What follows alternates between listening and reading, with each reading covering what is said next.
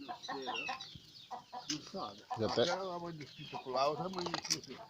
Já até cansada já. Ih, rapaz, tá aqui o cigarro, vai.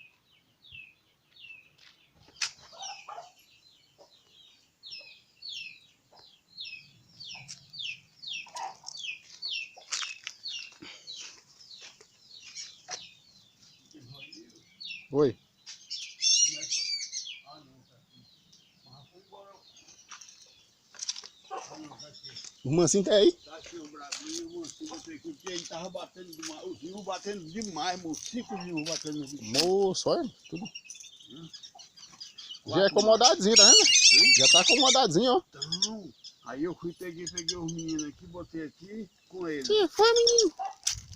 Aí esses daqui são acomodados. Mas tirei esses daqui e botei pra lá. O pior é isso que eles querem, se eles arrumar a briga pra bater no bichinho no outro. Que foi, menino? Cadê o outro?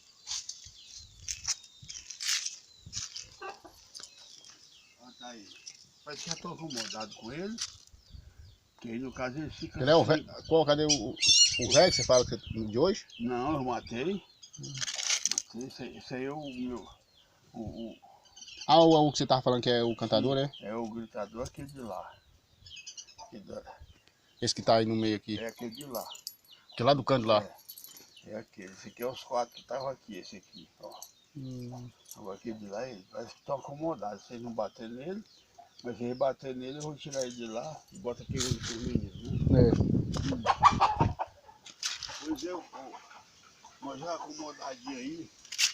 E em tudo que eles acostumar a passar de hoje até amanhã, depois eles não sair, aí pronto, não vai embora não. Eu cortei as pernas da asa, rapaz, são graúdos, a gente ia miudinho, né? Mas são graúdos. É.